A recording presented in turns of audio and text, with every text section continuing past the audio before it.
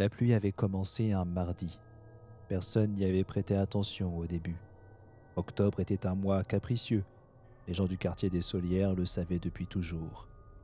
Les gouttières chantaient, les enfants rentraient de l'école les vêtements trempés, et les voisins se saluaient sous leur parapluie avec ce sourire résigné propre aux gens du Nord. Encore ce temps de chien. Ça n'avait rien d'extraordinaire, mais la pluie n'avait pas cessé.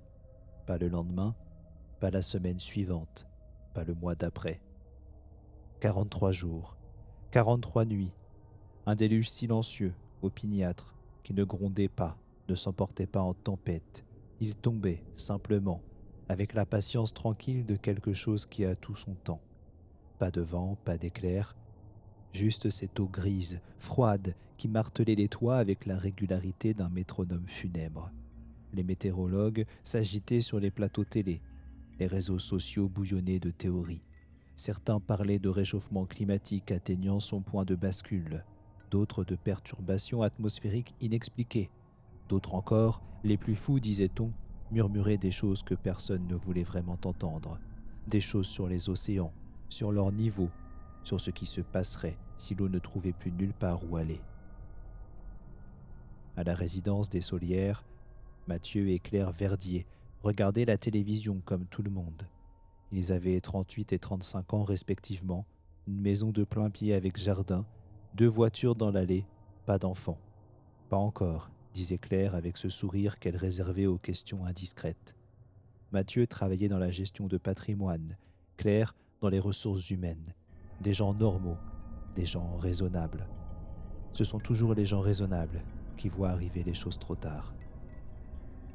Ce fut Claire qui remarqua en premier que quelque chose clochait avec les voisins. Pas avec l'eau. L'eau était encore loin, confinée aux sous-sols humides et aux caves inondées, gérée tant bien que mal par les pompes que tout le monde s'était empressé d'acheter en catastrophe. Non, c'était autre chose, une atmosphère, un changement de texture dans les relations du quartier, si imperceptible qu'elle n'aurait su le nommer pendant plusieurs jours. Les gens ne se regardent plus. Finit-elle par dire un soir, les yeux rivés sur la fenêtre où la pluie traçait ses lignes grises. Mathieu avait levé les yeux de son ordinateur portable. « Quoi ?» Quand tu croises quelqu'un dans la rue, avant il te regardait, il disait bonjour, il souriait même. Maintenant ils baissent les yeux, comme s'ils avaient peur, ou comme s'ils savaient quelque chose. Il avait haussé les épaules. « C'est le temps, ça déprime tout le monde. » Mais Claire avait continué à observer.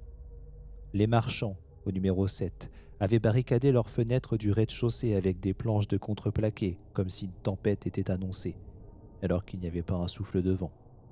Gérard Fontaine, le retraité du 12, qui promenait son labrador 2 fois par jour depuis 10 ans, n'était plus sorti depuis une semaine. Et la vieille Suzanne Prévost, du numéro 3, celle qui offrait des biscuits aux enfants du quartier et entretenait son jardin de roses avec une dévotion quasi religieuse. Suzanne avait déterré toutes ses roses un matin, sous la pluie, à main nue, en silence, jusqu'à ce que ses ongles saignent sur la terre noire et détrempée. Sa fille était venue la chercher l'après-midi même. Personne ne l'avait revue depuis. « C'est le stress », dit Mathieu.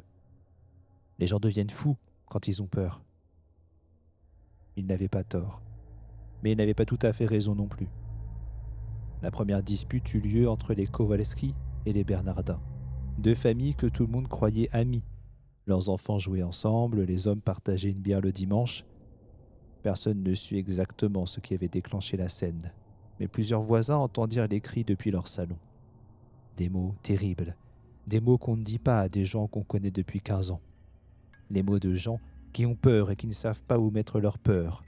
Alors ils la jettent sur les autres comme de la boue. Puis un fracas de verre brisé. Puis le silence. La semaine suivante, le fils aîné des Kowalski, 17 ans, Lucas, un grand garçon timide que tout le monde appelait le petit Lucas, même quand il mesurait 1,85 m, fut retrouvé dans le fossé d'irrigation au bout de la rue, noyé. L'eau n'y avait jamais dépassé 30 cm de profondeur. Les enquêteurs conclurent à un accident. Peut-être une syncope, peut-être une chute maladroite, la nuit. Claire ne dormit pas pendant 2 jours. On devrait partir. Pour aller où ? Répondit Mathieu. C'est la même chose partout. Tu as regardé les informations ? Elle avait regardé. C'était effectivement la même chose partout. Pire, même dans certaines régions côtières où l'eau avait déjà commencé à lécher les premières rues. Des évacuations, des réfugiés climatiques que les villes de l'intérieur refusaient d'accueillir. Des barrages débordés, des digues fissurées, des quartiers entiers que les mairies abandonnaient officiellement à la montée des eaux avec une sobriété administrative qui glaçait le sang. Ils décidèrent de rester. Ils firent des provisions. Mathieu acheta des sacs de sable en ligne, paya le surcoût exorbitant de la livraison express et passa un week-end à en empiler devant la porte d'entrée et la porte du garage avec la concentration appliquée d'un homme qui préfère agir plutôt que de penser. Claire établit des listes, de la nourriture pour 3 semaines, de l'eau en bouteille, de l'eau, dit Mathieu avec un rire nerveux, en voyant les packs s'accumuler dans le couloir. On achète de l'eau alors qu'il y en a partout. Claire ne rit pas. Elle était en train de regarder par la fenêtre du salon. De l'autre côté de la rue, Hervé Delma, leur voisin direct, se tenait debout dans son jardin sous la pluie. Immobile, levant les yeux vers le ciel, les bras légèrement écartés du corps, les paumes tournées vers le haut comme un homme qui attendrait quelque chose ou quelqu'un.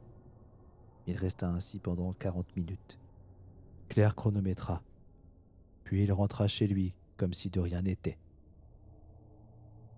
Le 48e jour, Nadia Serrano habitait au bout de l'impasse des Solières, dans la dernière maison avant le champ qui descendait vers la rivière. Elle avait 44 ans, était infirmière à mi-temps et mère de 2 adolescentes. Une femme solide, pragmatique, que ses collègues décrivaient comme quelqu'un qui ne perd pas ses moyens en situation de crise. Elle frappa à la porte des Verdiers, un jeudi soir vers 22h.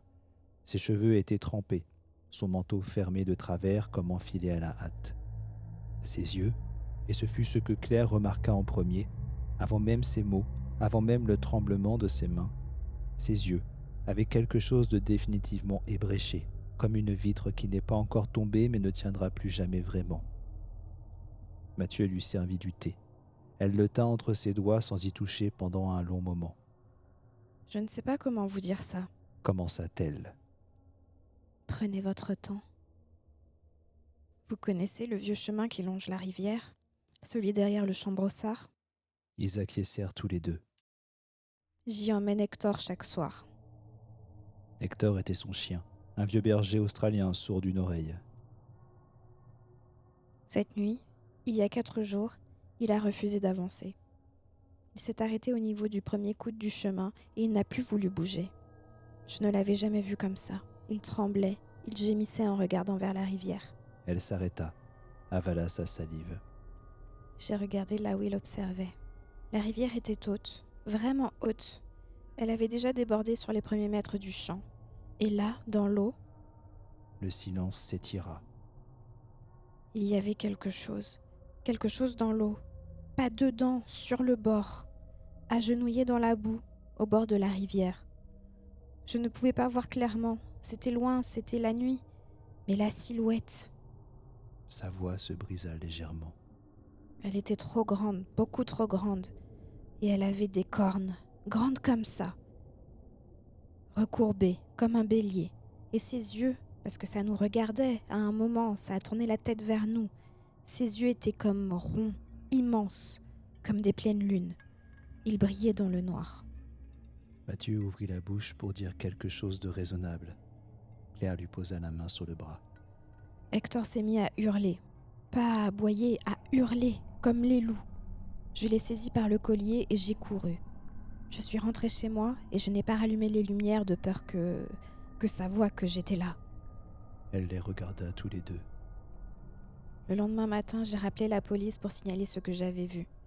Ils m'ont dit qu'on avait retrouvé un homme cette nuit-là, un homme du quartier Beaumont, à 2 kilomètres en aval, noyé, retrouvé face contre la berge, les pieds encore dans l'eau, comme s'il avait été posé là. Un silence épais s'installa dans la cuisine. « C'est la 2e noyade en 3 semaines, » dit Mathieu lentement. « C'est la 4e. » Et quelque chose dans la précision de ce chiffre dans la façon dont elle le prononça sans hésitation, sans erreur possible, était plus effrayant que tout le reste. Les descriptions se mirent à circuler, d'abord prudemment, glissées dans des conversations à voix basse entre voisins qui se retrouvaient pour empiler des sacs de sable ou partager des informations sur la montée du niveau des eaux. Puis avec une urgence croissante, dans un groupe de messagerie que quelqu'un avait créé pour le quartier et qui dépassait maintenant les 200 membres. Des récits fragmentés, contradictoires sur les détails, mais troublants dans leur cohérence centrale. Quelque chose avait été vu près des eaux. Toujours la nuit, toujours au bord d'un fossé, d'une rivière débordée, d'une flaque suffisamment grande. Toujours agenouillé ou accroupi comme en attente. Une silhouette massive, plus haute qu'un homme debout quand elle se relevait. Une toison sombre, comme de la fourrure de bête mouillée. Des cornes enroulées sur elles-mêmes comme celles d'un bouc, mais monstrueuses dans leurs proportions et dans ces spirales de kératine. Et c'était là que les descriptions devenaient les plus difficiles à entendre, parce que ceux qui avaient vu la chose de près, ceux qui avaient eu la malchance ou la folie d'en approcher suffisamment, dans ces spirales, il y avait des yeux. Pas les yeux normaux d'un animal, des yeux larges, ronds, couleur d'os jauni, sans pupilles discernables, des yeux qui ne reflétaient pas la lumière comme tous les yeux du monde, des yeux qui la buvaient. Elle portait quelque chose, une sorte de sceptre ou de bâton de cérémonie, taillé dans un métal qui n'avait pas de couleur précise, orné de gravures qui ressemblaient à des glyphes anciens, couronné d'une main de cristal aux doigts tendus vers le ciel, comme une prière. Elle portait des ornements sur son torse, des chaînes de métal sombre d'où pendaient des cloches qui ne tintaient jamais, des pierres serties dans des griffes, des symboles que personne ne pouvait identifier, mais que tout le monde reconnaissait instinctivement comme des choses qui ne devaient pas exister dans le monde des hommes. Son visage, si tant est qu'on puisse appeler ça un visage, était celui d'un caprin mort depuis longtemps, avec cette bouche aux babines rétractées laissant voir des dents trop nombreuses et trop longues, et ses glandes sous le menton qui pulsaient quand elle respirait. Elle ne parlait pas. On ne l'avait jamais entendue produire aucun son. Mais les gens qui la voyaient revenaient différents. Ceux qui l'apercevaient de loin, une seconde ou deux avant de fuir, s'en tiraient avec des insomnies et une peur des fenêtres nocturnes qui dureraient des semaines. Ceux qui la regardaient plus longtemps revenaient avec les yeux vitreux d'hommes qui ont vu quelque chose que leur cerveau refuse d'accepter. Et ceux, les rares, les malheureux, qui en avaient approché suffisamment pour voir ses yeux dans les yeux, ceux-là, on les retrouvait dans l'eau, face contre la berge, les poumons pleins, les yeux ouverts et secs. Jamais personne n'avait retrouvé une de ses victimes avec les yeux humides, ce qui était physiologiquement inexplicable et que les médecins légistes consignaient dans leur rapport avec la neutralité professionnelle de gens qui préfèrent ne pas trop creuser certaines questions. Ce fut dans les derniers jours avant l'inondation que la folie s'installa vraiment. Pas la folie spectaculaire des films, pas les hurlements dans la rue, ni la violence. Une folie douce, progressive, presque raisonnable dans sa logique interne. Des gens qui avaient cessé de dormir et qui s'en accommodaient avec une sérénité inquiétante. Mathieu remarqua que son voisin Hervé Delmas, l'homme aux bras levés sous la pluie, avait entièrement vidé sa maison. Pas déménagé, vidé. Les meubles étaient dans le jardin, gorgés d'eau, pourrissant lentement. Il dormait sur le sol de la cuisine, nu. Quand Mathieu frappa à sa porte pour s'assurer qu'il allait bien, Hervé lui répondit depuis le seuil avec un sourire serein. « Je fais de la place pour qu'on t'allatera. »« Qui ?» demanda Mathieu. Hervé regarda vers la rue, vers le bout de la rue. Et son sourire s'élargit imperceptiblement. « Vous l'entendrez bientôt, les cloches. Ces cloches ne sonnent pas pour nos oreilles, elles sonnent pour l'eau. » Il referma la porte. Claire trouva 2 jours plus tard que l'eau avait commencé à sourdre sous la porte du garage, pas ruisseler, sourdre, montée par capillarité depuis le sol comme si le terrain lui-même était en train de se saturer. Le niveau des rues avait augmenté de 20 cm en 48 heures. Les égouts ne suffisaient plus. La nuit du 52e jour de pluie, Claire fut réveillée vers 3 heures du matin. Pas par un bruit, par l'absence de bruit. La pluie s'était arrêtée. Après 52 jours, le silence était presque insupportable. Elle se leva, alla à la fenêtre. L'eau stagnait dans la rue, noire et immobile, reflétant les réverbères en longues traînées lumineuses.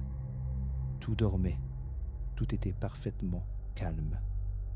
Et puis, elle vit les cloches, elle les sentit. Une vibration dans l'air, dans les eaux.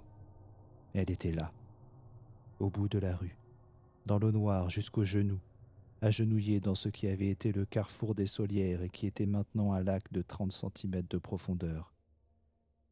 Agenouillée, cette silhouette dont les épaules dépassaient la hauteur des portails, dont les cornes spiralées se découpaient sur le ciel. Dans les enroulements de ses cornes, les yeux, grands, ronds, sans fond, fixaient quelque chose que Claire ne pouvait pas voir. Sa main gauche était levée, les doigts écartés dans un geste qui ressemblait à une bénédiction. Sa main droite tenait le bâton de métal sombre dont la main de cristal au sommet semblait tendre ses doigts translucides vers le ventre des nuages. Elle ne bougeait pas, elle ne regardait pas Claire.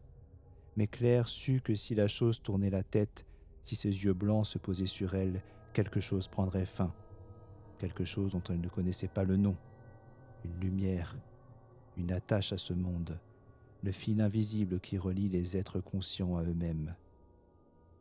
Elle s'écarta de la fenêtre, s'adossa au mur et se laissa glisser jusqu'au sol. Ses genoux cognèrent contre le parquet, dans le silence absolu de la maison. Derrière elle, dans la rue inondée, dans l'eau noire et tranquille, elle attendait. Les cloches qu'on n'entendait pas continuaient de sonner. Et quelque part, dans la nuit immobile qui avait avalé le quartier des Saulières, une porte s'ouvrit. Une démence blanche et jaunâtre se répandit.